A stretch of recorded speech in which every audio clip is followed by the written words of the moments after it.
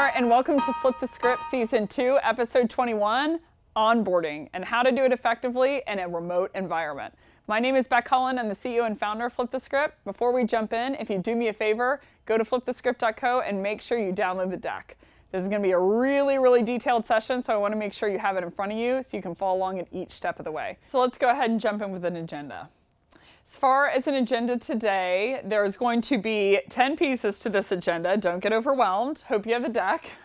Number one, we're going to go through the 3 steps of building any onboarding program. So what are the 3 tenets? What are the 3 steps of how we can think about building a program so it's comprehensive and really gets people onboarded way more effectively than ever before? We're then going to go through all the different pieces of onboarding that I typically do. Environmental onboarding, company level onboarding, tool specific onboarding, process level. Prospecting onboarding, messaging onboarding, professionalism onboarding. And then we're going to finish off with 2 options of how do I onboard remotely using tech and how do I onboard remotely using a program. So let's go ahead and jump in. Number one, let's go through the 3 steps to building any onboarding program. So the first step I would think about, and it's going to sound bizarre, and I haven't seen many teams think of it in this fashion before, but I actually worked with the team over at Vendition, really great recruiting company, and we'll go into it later, SDR placement program. But for their program, they started with the outcome that they want to achieve. I thought that was brilliant. Of like, why even within onboarding are we thinking about the outcome that we want to achieve from the onboarding program? So I think it's critical to know where you want to go before you know the steps of how to get there. So instead of just setting an outcome of like, I want course completion of, that they go through all these steps and they go through all these courses and maybe they pass in terms of a test, what is the literal outcome that is a leading indicator for success within the SDR role or the account executive role? So I put an example here of whether that's the first time deal activity volume, booked meeting, set a leading indicator for success for reps as a goal of onboarding. So instead of just doing course completion, I would say like, out of all the reps that have been successful at my org, let's use Seismic for instance. We're actually going to use their tool quite a bit today. But for Seismic, what is all the reps that have been really successful in my program in terms of SDRs, and what was a leading indicator of that success? So typically for SDRs, I would shy away from activity volume by rewarding effort, but reward outcome. So they're going to be based for the rest of their role on outcome, and that outcome for most orgs is going to be meeting volume and meeting quality that are booked. So I would say, okay, my goal is the leading indicator of success for a rep. Actually, on a side note, Mark Roberge, former CRO from HubSpot, really brilliant stuff, senior lecturer over at Harvard. Shout out, Mark, if you're watching this. I'm actually going to get more nervous if you're watching this.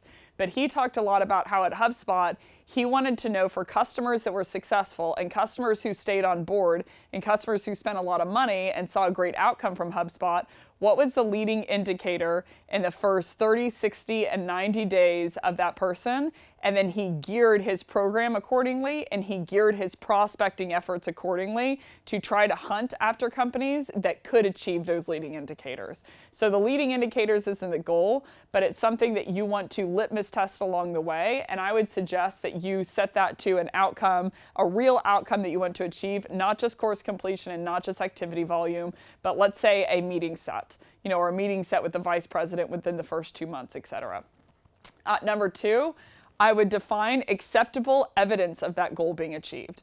So again, if I want to be marketing for an SDR who's going to be effective, I would take a meeting being set within the first, let's say, 2 weeks of cold calling as a acceptable evidence that that outcome criterion and that goal was achieved. So we can be sure to be intentional at each step of the way that we're measuring for outcome and how can we get people to that outcome as quickly and scalably and repeatably as possible.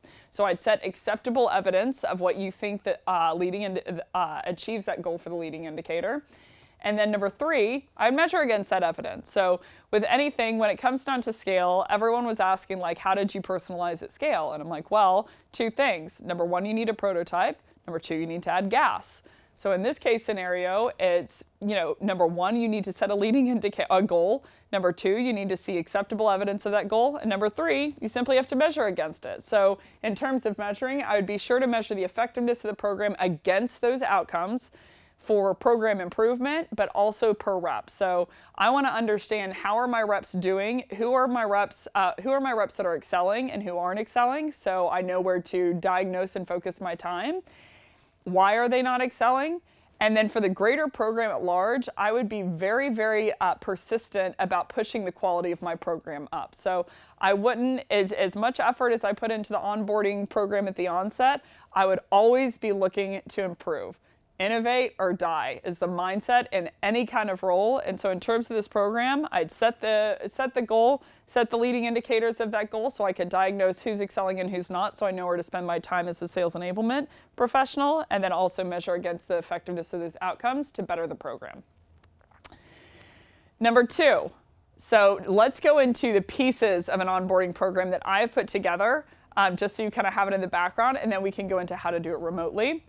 I start with environmental onboarding. So this is helping your SDR get to know 2 things. Who are they in the context of others? That is what an environmental onboarding is. So there's 2 pieces to this, role specific and company specific. So in the role specific, SDR is a very, very new role. People are coming out of college. They don't know where it sits in the funnel. I'm just imagining myself whenever I graduated and came into the sales world. It's like I certainly didn't know nearly as much as I knew 2 years from them then and knew today. So I think it's a tendency of ours to think that people know more than they do whenever we've been doing the role. So I would get them to know terms and definitions, like what does ACV mean? What does ARR mean? What does an SDR mean? Or BDR or XDR or AM, RM, cross-sell, upsell, renewal, There's a litany of different KPIs. There's another acronym for a key performance indicator that they will need to know. So I'd make sure that they know all the terms and definitions just right at the onset and be proactive about providing those to them so that they don't have to ask. Number 2, what an SDR does. They might not know the difference between a full cycle account executive, an account executive, and an SDR. So I would let them know what their real role is. I have hired a number of people who thought that they were full-time closers whenever they came in. So it's like you arguably need to get them to know their role in the interview process, but certainly once they're there. How do they intertwine and interact with an AE? What's the expectation with their interaction with the full cycle or the closing team?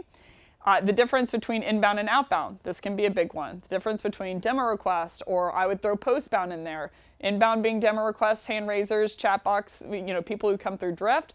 Outbound being someone who's cold. Postbound being everything in between. Content downloads, webinar registrants, event attendees, everyone who's not a true hand raiser but knows who the company is. What are the differences there? How do you run the programs, and where do they fit into the puzzle? Another side of this is company specific, so the industry ecosystem, players in the ecosystem, what's your placement in the industry, what do you do, and who are the integration partners. This is all very meaty and all very, very helpful to an SDR and account executives from what I've seen.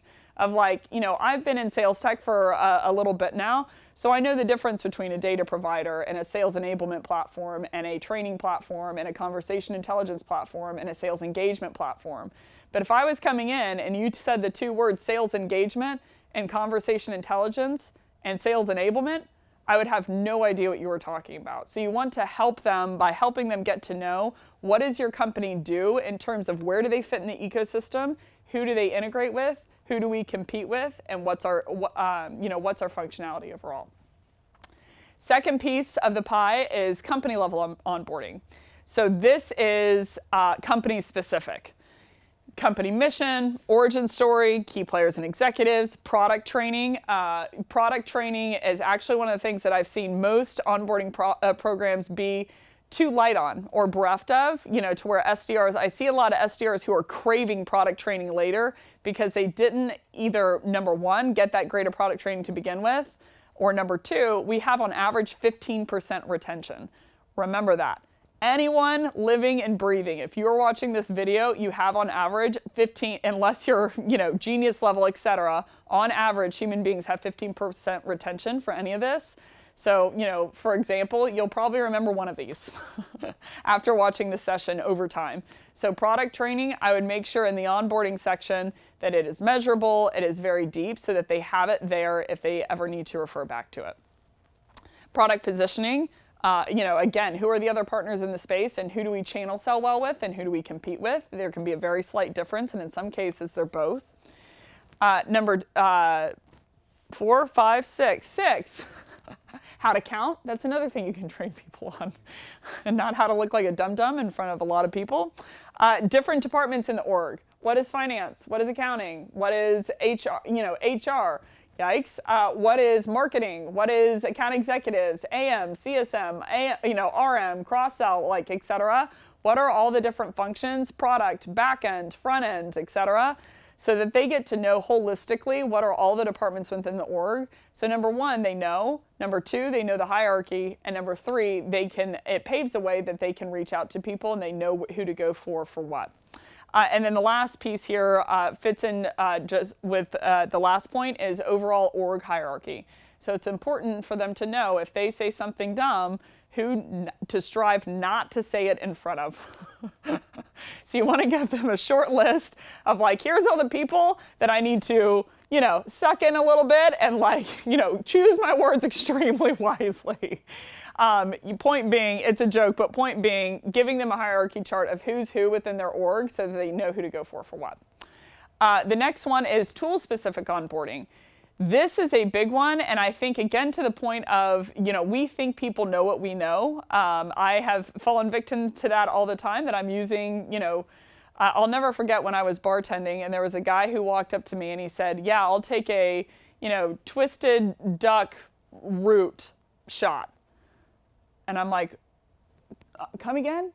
A twisted duck root shot? I don't even remember the words, but he said some term, and I said, okay, I don't know what that is. What's in it?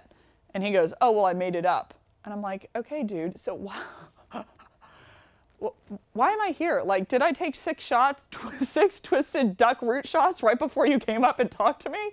So you want to make sure from the tools perspective, whenever you're training people on something that seems very nascent stage and very, beginner level, if you're training SDRs, you're training beginners by nature. So you need to make sure that they know all the tools and how to use them, because the twisted duck root shot is tools for them. Something that they have never seen before, something they don't know how to deploy or where to use it. We all take it as common knowledge, but we need to make sure we have a very intentional effort on getting them up to speed in terms of education. So in terms of tools, overview of the functionality of each piece of tech stack. So what are the different things that each one of these pieces of tech does? I mean, I don't know the stats, but I can remember at least 10 to 15 pieces of tool that we are actively using at most of my orgs. So what's the functionality of each one of them? What's the integration with each one of them look like? What would I use for what? What's the use case of each one of them? And then the last one, when would I use them during my day? So I can have a holistic view of these are the things that I'm going to be doing, and these are the tech stack pieces that I would use in what case scenario, and this is when I would use them. Process level onboarding. I love process. I just love process. I really love process and infrastructure, and I think my mom and dad say infrastructure is my favorite. Operationalize and infrastructure and anywho are my favorite 3 words to use. But process. I see a lot of people strive for unicorn reps. I would much rather strive for unicorn process. So in terms of process level onboarding, this is going to be a deeper conversation for them. Lead handoff process. When they're handing over they have set a meeting, they think it's there's 1,000 different terms for it: SQO, SQL, SAL, SDL, dead on arrival, etc. But what is the lead handoff process when I book a meeting so I can get it in front of the AE as quickly as possible to drive conversion and decrease no-show? Number 2, the lead qualification process. What are the criteria that I need to know as an SDR to make sure that a meeting's qualified before I pass it over? From inbound and outbound, I'd suggest inbound, on a side note, is much lower, because outbound, you're calling your shot and you want to spend your time on the best leads possible. And how to ask these qualifying questions. For instance, on outbound, I don't come from the school of thought that you should BANT them. I think it's absolutely bananas to do that. If I say shout out to my boy Keenan, I think I talk about him a lot because we share the same sentiment on BANT. Great objective criterion in the back of your head. But if I'm calling into someone, I say, Keenan, talk to me, Keenan, talk to me, Keenan, talk to me, Keenan, I read this article, come on, Keenan, talk to me. And Keenan finally says, what, Beck? fine, I'll give you the time. And then the flow is, well, before you jump on the call, I need to ask you a couple questions to see if you can buy my product. Absolutely bizarre. So, I mean, whole nother discussion for a whole nother time, but you need to get your SDRs to know whatever process you are running in terms of qualification on outbound. I would suggest doing it beforehand before you reach out to someone so you don't waste your time on leads that are unqualified on objective criteria. But you need to get them to know your process beforehand, point standing. BDR and SDR departmental structure. Who answers to who? Does inbound answer to marketing? Does outbound answer to sales? Do they both answer to SDR? SDR answers into, leader answers into marketing or sales, or in the best case scenario, revenue. So they're peers with both of those departments. But what is the departmental structure within your org? Postbound leads. So again, this isn't true inbound is hand raisers and chat box and demo request. Outbound is they don't know who your company is. Postbound's everything in between. So what are we doing with those leads? What team did they go to? And what's the expectation on quality and quantity and timing of outreach? Structure of their day. This is a big one. Define it, measure against it, educate them on it in the onboarding process. Account hunting and loading. How do you hunt accounts and identify accounts that are really high ICC for you? Ideal customer company. Prospect hunting, how do I find the right person at that account? And then the last one, the prospect and data loading. How do I find the right email for that person once I found them? Number 6, prospecting onboarding. Now we're getting meaty. We're heating up into the stuff that I get really excited about. Not that I wasn't excited about the first couple slides. Prospecting onboarding. Accounts that hit ICC. What's my ideal customer company? Yes, that is a term that I made up out of necessity. So I broke ICP into the twisted duck shot, ICC, ideal customer company, and I also redefined as ideal customer title so I can incorporate title in my definition on if someone is ideal to talk to. So accounts that hit ICC, prospects that hit ICT, how to qualify on the inbound and outbound line, the differences in buyer personas, various segments that we sell into, whether that's SMB, mid-market, enterprise strategic, or an amalgam of the four, and general business is another one. How to hunt accounts holistically, meaning how many people do you need to sequence per account, sequence for touch points. Full disclosure, most of this, the great thing about this, you're building an onboarding program, but you're really building the go-to-market strategy here. A lot of companies that I know don't really know what their buyer personas are, or have a lot of opinions but no real data or standard, or they don't have an expectation on how to hunt accounts holistically. So, the number of people that people should be hunting per account, or the touch points, per account. So instead of having my reps do one call to Intel, one call to IBM, one call to LinkedIn, saying I want you to refocus all of your account time on LinkedIn. First of all, I want to diagnose what's successful for me in terms of booking meetings, like how many touch points and how many people per account led to success. And then I want to teach them how to do that. And then I want to measure them against it. How to hunt top down, how to choose the decision maker and hunt down the funnel as opposed to starting with the ICs and working your way up. How to multi-thread. This is an invaluable skill, and especially if you can teach it in onboarding. I think most of this, the common theme is if you have a process like this, you're really enabling your reps long term. So a lot of this is going to be dig at the front of what is our policy on this, and then how can I teach people on it? But again, you're going to help update your entire go-to-market strategy and be using sales enablement as an engine, which is really cool. If I must say so myself. How and what to research. How do I research a prospect? How do I not spend too much time, researching a prospect? And what do I need to research about them? And then what channels to use. This, full disclosure, is not necessarily an exhaustive list on all the things, but it's the things that I really cover in my onboarding. So I think this will give us a good list to go off of. Messaging onboarding. Love messaging. Cold calling, cold emailing, objection handling, competitive differentiators, personalization, relevance, how do I hook those two together, and buyer persona value prop. So this is where my heart just gets super warm, is personalization, relevance, how do I hook them together.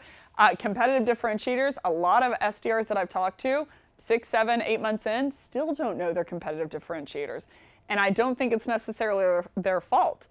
It's we need to be intentional about providing that to them, and then providing some level of way, medium and governance on how they can get to know those competitive differentiators so they have a hook on the back end. So I've never met a high school teacher that didn't have a test, right? So we don't want to just go based on word. We want to say, this is our standard of things that we want you to know, and then we want to help enable you to be accountable by giving you some kind of metric or test.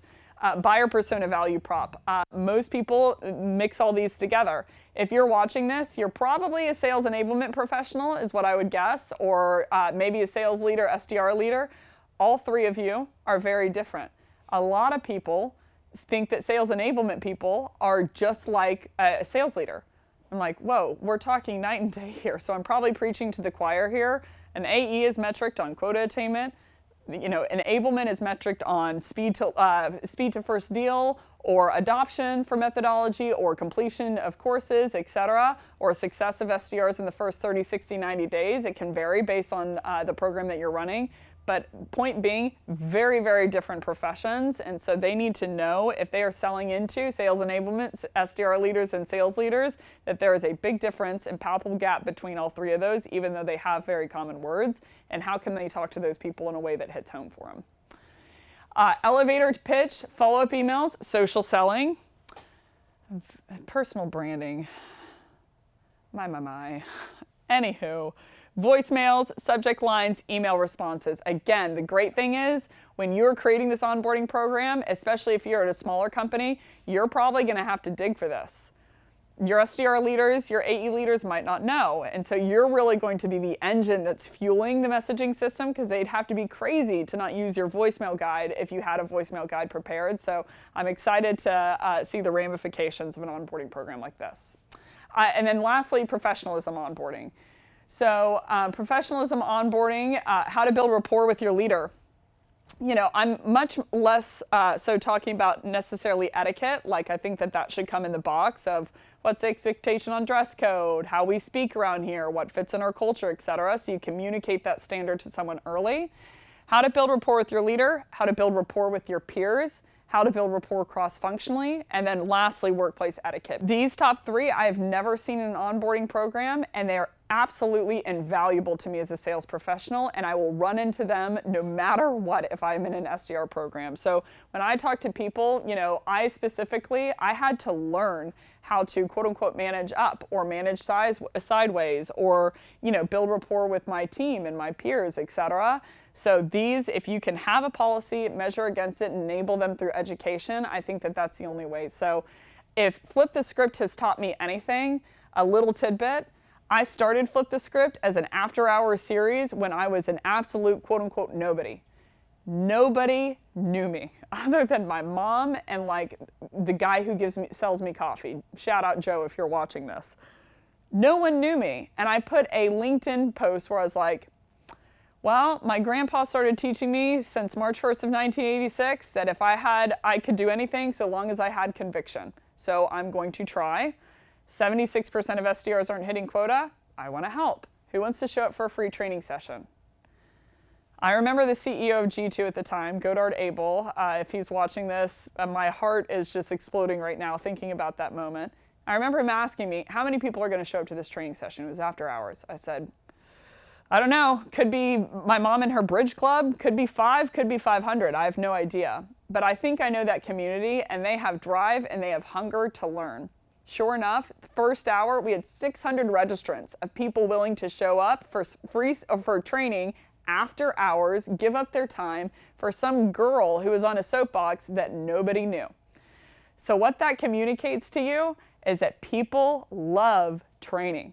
They love training and education, specifically within the SDR department and within millennials. So we crave training and we want training, and we are used to a democratized training atmosphere. So if you can enable them with even training on how to build rapport with their peers and their leader and how to quote unquote manage up, so to speak, then it's unbelievably enabling to them in their career. So now we know the pieces of an onboarding program. I briefly want to talk about how I use tech to do that. So I'm going to zero in on use tech to do that and use a program to do that if I just want to outsource it. So let's start with tech. Full disclosure, I love Seismic. I'm not saying that because they're sponsoring. I actually went after them to sponsor because of how much I love their program. So absolutely amazing team, lethal product. Ed Callinan, I hope that he's watching this. He is the CRO over there, and he is one of the most high integrity guys that I know in the industry that I've ever met. Seismic is a great tool in terms of sales enablement. It'll help you manage your content for a litany of different use cases, but one of the main ways I've used it is onboarding. So I'm going to give you a couple of screenshots just so you can see how you can do it in product in case you do want to say, I want to take the step to do this. I mean, full disclosure, you can do any of this quote unquote without tech, but this makes it much easier, more seamless, and especially if you are running a significant size team, anywhere over 15 reps, this can make it this can be very useful in the process. So buyer personas, you can create courses and create content pretty much about anything within Seismic. So in terms of buyer personas, you can say, okay, I want to do job role, common job titles, firmographics, position on the organizational chart. You can load all that into Seismic so that they have a quick, seamless onboarding experience whenever they're watching this. You can use it for competitive differentiators. This can be very, very lethal. So not only, like I mentioned, retention is 15%. So not only do they learn who your competitors are, what they're saying, and what their product feature differentiators are, but you can evergreen grow that. In terms of your competitor is going to release a feature in 2 months, and then you're going to release a feature in 2 months, and then you're going to release a counter feature, a month after that. And so this is a very quick way of, as this tech is growing, to be very intentional about structuring the way that your SDRs, account executives, not only at onboarding, but throughout their entire tenure. It doesn't need to be some massive email, update for every product feature, or it doesn't need to be this big big meeting with all hands on deck, and we're going to talk about this feature with product marketing. You can throw it in these videos, and it's like, people are sick of meetings, long meetings, especially internal ones. So there's a quick, easy way that you can load up your product features, load up your competitive differentiators, and make sure that your reps are trained. Introduction to cold calling. You can also use this and set your methodology of what the actual script is so that your reps can see it no matter when they want. So I have a lot of reps. One of the greatest things that I ever did was enable them through this so that it's like they can refer back to it. It trimmed out the questions, it drove the adoption, and it also drove their success because they could get to know this. If they were up at 11:45 p.m., I'm not online, but they can go to this course no problem and educate themselves. People love educating themselves. If you don't think that that's true and you are watching this on YouTube, I am very, very deeply confused right now. People love educating themselves, so you want to be able to make sure that your reps are enabled to do this. And then finally, a demo, using Seismic to understand, like, how are we demoing our platform? What are the key components? What content are we using on the background? What's the flow? What's the use case? And what's the features that we're going to pitch? So that is it for Seismic. That is how I would use Seismic. There are thousands of different things you can do within Seismic, but those are the biggest use cases for me because I don't want to turn everyone on time. But you can use Seismic for most of your onboarding needs. Or there is an option. I also know a very great company called Vendition. If you are in the place where you say, like, hey, I don't want to invest the time, etc., for onboarding. Like, this is a very, very big venture for me, and I want to make sure specifically for SDRs that they come in the box ready with the essentials. So some of it is very, very company specific, like, messaging or your view on objections or, your take on follow-up emails. But some of it is just very root in the box. Like I mentioned, definitions of terms, departmental structure. What is the role of an SDR? What is the tech to make you successful? How do I social sell, etc.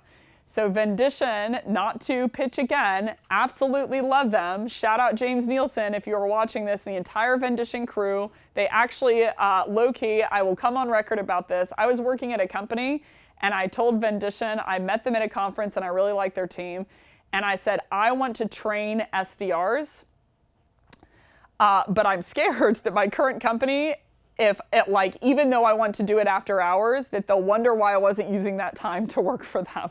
So I'm like, I want to train SDRs and help the enablement community of new onboarding people. So actually Vendition set up a program and I said, my one condition is that you tell nobody. You tell nobody about this, you don't advertise it, that basically we very grassroots train, and they made it happen. And so I got to train because of their desire for training and making that community better. They put together weekly sessions where basically I could come in and I could train 15, new minds for the molding for Vendition. And that was really the beginning of Flip the Script, was with this program, and they always kept it low key and under the cover. And so a lot of the people in the beginning of the Flip the Script session at G2 was fueled by people who showed up with these sessions. And again, that didn't necessarily turn into money for Vendition. They did it because of how much they value the sales development community. So can't speak more highly of them, but if you want to use a program like Vendition, this is a zero risk program where one of the biggest things that SDR leaders run into is it's very hard to call your shots on who's going to be good. So you are talking about a non-experience hire, but a traits hire. So, an SDR doesn't come in with a big fat resume with 5 different places they've done it before. I'd actually argue if they've done it at 5 different places, TLDR, I don't know if it's weird to say this on record, wonder why they haven't moved on. Why haven't they gone to account executive since an entry-level role? So you are typically, as an SDR, trying to call your shots on traits or instinct. Does this person have accountability? Does this person have acumen, et cetera? And it makes it a much more difficult hire, I would argue, than any other role in the company. And so Vendition is a way to basically take off the risk of that weight of saying, hey, we're going to train people ahead of time with our academy so they come in, knowing all of the tools, tech stack, et cetera. But also, we're going to take the weight off that after 90 days, if this person wasn't successful at your company, then basically it was no risk to you, and you don't have to pay any of the exiting costs of taking someone off your team. So couldn't speak more highly of the team over there. They really seek not only to make it no risk to companies, but also to truly enable the SDR to make sure they walk in the door in the box with all of these terms, knowing how to crush it in their first role. So really all they're wondering is, what are my buyer personas and can I get going, which is great. So there are 5 different modules to their program. And actually, I was laughing with James because whenever I was showing him some of the material of what I was going to run through, because I said, I want you to be involved, his modules were very similar to what I was doing from an onboarding perspective. So there are 5 modules: understanding the fundamentals, tools training, product company knowledge, outbound prospecting, and professional development. But this is at no cost to the SDR, that they can go through this program and understand a lot about the SDR community before they go on. One quick example, and then we can close out. This is a buyer persona course that they do, and they base it on demographics and psychographics. So demographics being their job title, education, etc.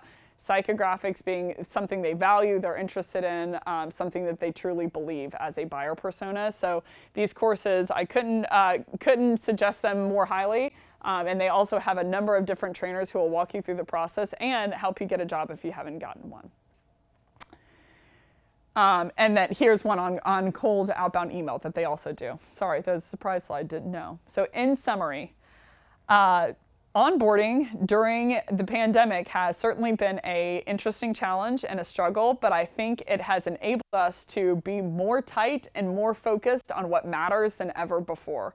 So there's a litany of different steps, but I think that we have a real opportunity here to progress onboarding programs to where they're outcome focused. We're measuring against those outcomes. We're enabling them through education, and we're doing that at the click of a button with a program like Seismic or Vendition if you want to outsource. But point being, I'm really excited about where onboarding is heading and where the sales enablement community is headed in general, because I feel like we're being more detailed and education focused than ever before. Point being, you're watching this video, right? So I'm really excited that we are leading with that integrity and leading with that education first mentality, and this is just one piece to the puzzle. So that is everything. Thanks so much everybody who's watching. If you like this session and you want to hear more, go to flipthescript.co and you can check out a bunch of different sales topic sessions there. Or if you really like this session, go to Flip the Script on LinkedIn. Be sure to give us a follow and tag me in your top 2 takeaways so I know what you want to hear more of. But either way, I hope you have a great rest of your day. Watch out.